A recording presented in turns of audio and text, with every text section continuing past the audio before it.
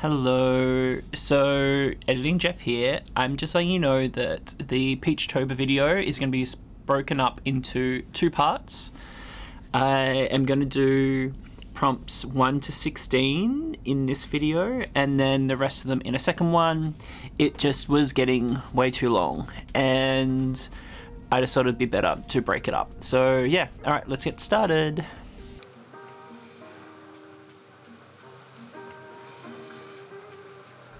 Hello and welcome back to my channel. If you're new, welcome. I'm Jeff. I'm an artist, illustrator, and maker, and today I'm going to be sharing with you all the artworks that I created as part of Peachtober. So what is Peachtober? Basically, it's kind of like Inktober. So it's created by an artist from Sydney called Furry Little Peach, and basically for the month of October, you do a drawing a day going off a prompt. So there's a different word each day to riff off. Yeah, everyone just like uploads their artworks and documents them in whatever way they want. And yeah, so I thought today I would share with you all the 31 I think it's 31 days. So thought I'd share with you my 31 artworks and the way I approached it all. So I'm not usually a rule breaker. I very much am a stickler for them. Even if someone's like, oh, are you a student when going to go to the movies? And I'm like, oh, no, I'm not. Charge me full price. Like, I'm just not great at breaking rules. But for this, I definitely made the whole concept of drawing every day for a month work for me. I gave myself some parameters to make sure that one, I was able to sort of finish it in time and not lose steam, I guess. So this is kind of the brief that I gave myself. So I really wanted to use this concept as a way for creating new ideas. So very much idea generation. I didn't care about making finished beautiful artworks, but rather just make some really cool concepts that are still kind of rough and sketchy that I could, develop down the track later on if I wanted to. The second thing was I gave myself a 30-minute time limit per day or per drawing. That way I didn't spend too much time every day doing it. And I mean, when you add it up in total, it's like 15 hours over the month creating these concepts, which I think is like more than enough time. So yeah, it was strict 30 minutes, if not finish it earlier than that. This one was more of a reminder to myself that if I wasn't feeling anything and I didn't have a good flow, that I was allowed to just stop and not complete it. The fact that I attempted it was more than okay. I also decided to batch them up. So this is where I broke the rules. So I decided to do 4 a day essentially. So I do a batch of like 2 hours and try and punch out 4 concepts. And then I did that over sort of consecutive days. So like one of the weekends I was away, so I just sort of like did it all beforehand. So I had those days of not having to draw. I also did some brainstorming beforehand as well. So once I saw all the prompts, I went through and just got one reference image that just was like a really rough starting point for me. And then use that when each day I would just open up that prompt reference image and then just start to draw. So that's essentially how I approached it all. I'm now going to flick over and talk through each one with a little bit of a time lapse over the creation. But if you want to skip through to particular days or prompts, I'll have the time codes in the description below so you can just jump through. But yeah, otherwise, let's get into it.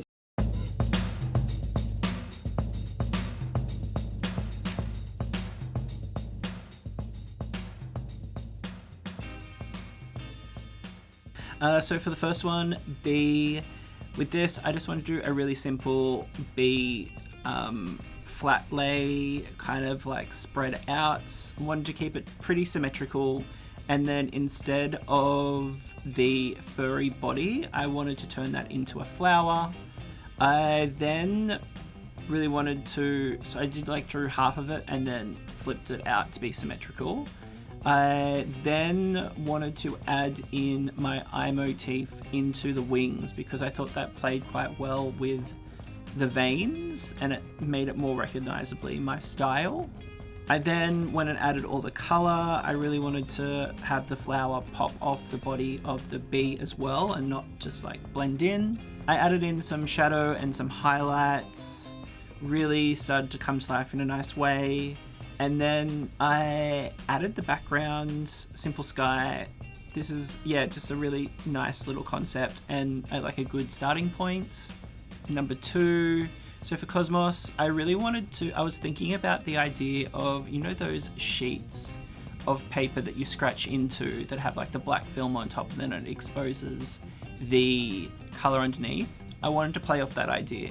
So I created like a colorful textured background and then put another layer of black over the top, and then I was just erasing the artwork into that. I wanted to do like a spaceship out in space, kind of made a lot of sense. And then I went back to an illustration that I did for my Carly Rae Jepsen clip, which I'll link below as well. It was one of the concepts that I just never used, so I went back and used that as my starting point and drew out this fun little spaceship. It was feeling a little bit not surreal enough, but not realistic enough. It was in like that weird limbo world. So I quickly turned it into like a face and just pushed it into the more surreal side, and it totally made it work. I then went and added in all the color and then added some shadowing on it as well and highlights. I then turned the black into more of like a transparent background, so it really helped the rocket to bounce off the background, and then adding the extra stars as well just made a nice contrast of textures. This one I really liked, and I liked this new approach of mixing the pixel textures in with the vector outline as well. So yeah, this was a really nice second one. Number 3, candy. I wanted to play off the little powder love heart candies that I got as a kid. So simply just drawing the love heart shape. I then wanted to add in the text, and I didn't know what I wanted to write on it, and I eventually landed on super gay, which I think is pretty fitting. So adding that in, and also just having elements rise off the top of the heart as well. Because it was such a simple shape, I thought doing the raised elements just helped give it a little bit more interest.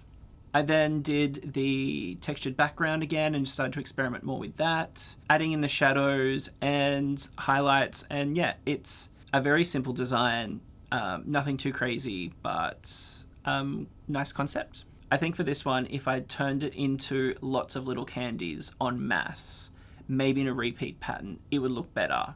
With just one by itself, it just feels a little bit too simple. But so yeah, if I took it further, I would do repeat pattern for sure. Okay, so number 4 was Grub, and I really wanted to make some kind of critter character. I found this image of a little creature that had this really fun, interesting lobster-like mouth. So I wanted to use that as my starting point as a reference to explore, I guess, like a different way that I could do mouths going forward.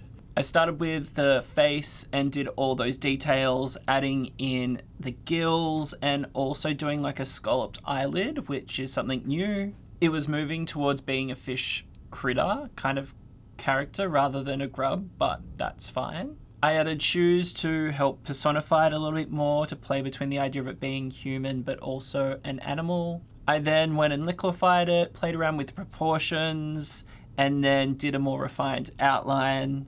Added the color. This time I used a pencil brush as well and added the shadow to really ground the character on the page, and I really like it. I think this mouth is something that I could definitely explore more and find some cool ways of doing mouths. The next one was Sprig, which I wanted to continue doing this mouth shape. The process was pretty fun, like starting on the face and then moving on to the body and sort of turning it into like another slug-like character. Added in the clothes, which again helped personify it. The color palette as well was much more of a softer one. And the flower was a little exploration of just a different way of drawing them. All in all, pretty cute, nice and soft, and yeah, a decent number 5. Number 6 is eye, and obviously for me, I have a lot of eyes in my work as it is, so I thought I would try and start off with just exploring different ways that I could draw eyes and do variations on them. The most interesting one was where I was playing around with the lashes more than anything, but nothing really majorly came to me, so I just thought I would play around with just doing another face, but riffing off the what I like to call an eye line, which is where I did like a line of eyes, something that I've done for a long time in my practice, but just doing another version of that, but playing with these more interesting eyelashes. It was pretty nice. I really liked the love heart cheeks. I like the addition of the earring, keeping it really graphic. And I think this time around I did it as like a vector outline instead of a pixel. I then added the color as background, so playing off hard outline versus a textured background or a textured color, and a softer color palette, because usually my default is saturated colors, so I'm really trying to push myself out of my comfort zone and work with more pastels. I really like this portrait. I just think it's a fun, really bold piece. Number 7 is Crater, and I definitely thought back to drawings I did when I was on a residency in Bilpin, where I was drawing these crater-like landforms in a more netted kind of way, or geometrical kind of way, I guess. I looked at it almost like it was a portal rather than a crater, I guess.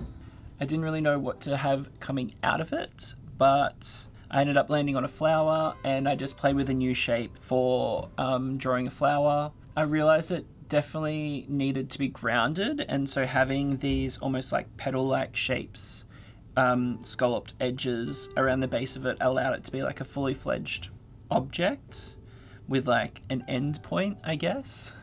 I then went back to the same idea with the spaceship one and doing the black transparent layer in the background. It really helped it to the flower to pop off. And then I played around with what it could it be like a frame. So the blue was turning into almost like doorways or portals, so it was almost like something in the foreground that was looking into the flower, which was like another portal idea. Wasn't too happy with that end part, but the actual crater itself with the flower I really quite like. I like how saturated the color palette is as well, and yeah, I think it could be something that I could explore more. Number 8 was Dream, and I really wanted to play off the idea of a dreamscape, and I liked the idea that no matter how you looked at it, whether like if you rotated the page, it still looked like it could be a world. I've done this concept before where I made a world that was made up of like little environments and little like platforms. Essentially what I was just going to do was start drawing little platforms, fill up the page, and then fill all the gaps, and then sort of scale it down and then keep on adding to it until I got to a point where it was full of all of these different platform levels, rooms, spaces. I definitely wanted to just keep this one as a sketchy drawing. I didn't want to do any color or anything like that. I really liked playing with the different ways of connecting all the platforms together. So there's things like staircases and ramps and little like fireman poles, bridges. And I think by doing lots of different types of ones, it makes it more interesting. Having things hang as well, so like the basketball nets, the clouds, the way that gravity doesn't really make sense as well because I keep on turning the page. I really like that concept too, and it's definitely giving like a Where's Wally vibe. Good dreamscape. Number 9 was blue, so I thought I'd do a blueberry character. When I first drew it, it was a little bit too literal and it wasn't abstract enough, so I turned the blueberries into more of like a blob shape. Then I added all the limbs and the shoes and just made it a whole bunch more rounder, and I really liked where it was moving into. The flower cheeks, super cute element, and then I put like a blueberry pattern on the sweater to just reference back to it being blue. Obviously it's a blue color palette as well, makes sense, and the green background just plays off leaves, I guess. This wasn't what I thought I would create in this, but I'm not angry at it at all. The arms probably aren't the best. I would probably rework those, but the blueberry shirt and the flower cheeks are probably the two things I would take out of that are like the really cool thing. The next one is citrus, which I didn't really think about when I did a blueberry. So I was like, all right, I'm going to obviously do a citrus character as well, but just do it in a different way. So this one I wasn't going to do with an outline and was just going to work on creating layers of shapes and playing with textures. So it was more of like a way for me to explore the pen tools on my iPad more, because I just am new to using sort of like masking layering and things like that. I definitely wanted to do a different pose as well, so something that was a little bit more active, so doing this almost like a strut walk. Once I did the orange slice, which I used the reference of my jewelry, I then added the shape of I added in the face, and I played around with the under eye scalloping as well, and even the lips. Not as sold on the under eye scalloping, it looks a little bit sad, but I quite like the lips, and I'm really liking the texture that's coming from using the pencil brushes. I then added the limbs and kept it pretty simple, and I only used like one highlight on the bottom of the feet and the nails, just so you could see which way the body parts were facing, and it kind of gives a little bit of depth to the pose without doing too much detail, really. I really like this one. I probably like this one more than the blueberry, and I could probably see this as something, whether it's like an illustration for print or something like that. I really like the softer quality to the illustration, and it feels a little bit more like youthful in its approach too. So yeah, so number 10, citrus, was good. Right, number 11 is pencil, and I found this image of like a bent pencil, which I really like, and I wanted to play off that and make like a floppy pencil. So I wanted to make like a floppy pencil, but have it bend around things that naturally are soft as well, I guess. So it's a little bit odd and surreal. The first objects that I did for the pencil to lean against definitely looked a little bit too much like genitals or like a bong or something like that. So I definitely had to swap that out. Just changed it to a rock and added in an extra flower. I then went back and refined the line work, and I was really liking the flowers. I like this new sort of side profile of a flower, and I really like the texture of the pencil coloring as well, and also a light outline on a dark background. It just feels really nice and earthy, I guess. I also like the shadowing on the flower petals as well. I really like this. I think it could be something that's explored more physically. Like I would love to make like some weird sculptural curvy pencil. So yeah, maybe that's something I'll explore in the future. Number 12 was nest, and for that I just used my apartment as inspiration, because it's kind of like my nest. So I wanted to do keep it more sketchy, and because there's a lot of detail in my apartment, there's a lot of things. I was definitely going to do like a broken perspective approach, because I didn't want to get bogged down with detail, and it just feels a lot more playful when it's not perspective focused, I guess. I simplified a lot of my elements, so even things like my mirror I turned into my door frame. I removed some things off the walls because there was just too many artworks on there. I just knew I wasn't going to be able to do it all in the time limit if I focused on doing every bit of detail. I like the idea of being able to do like architectural SketchUps of spaces. It's something that is a whole different world that I haven't explored, and like doing studies of architecture could be really fun. So yeah, that's why I approached it in this way. I really like this. I really like everything that's on the shelving at the front, because I know what those things are. It's a really nice suggestion. I like the door frame as well, and yeah, pretty happy with this one for sure. Number 13 was ship, and to be honest, I wasn't really excited for this one. I just don't really draw ships or like that kind of subject matter, so I didn't really put too much effort into it. I just wasn't vibing it. So I ended up doing a tugboat, and I was originally going to do like a boat in a bottle, but I decided to go with a bowl because it meant I could do a bit more detail on the boat, and it kind of fits within the frames of like a square format a whole bunch more. The idea of doing it as like a miniature was also nice, but I very quickly just worked out after I'd done the refined outline, I just realized that I just made a whole bunch of errors that I think the line work is a little bit too thick. I don't really like the color palette. It's a little bit too confusing with the brighter green and the pastel blues. Just everything in general I just don't really like, and that's okay. So I kind of just gave up and left it. But yeah, this is my ship design.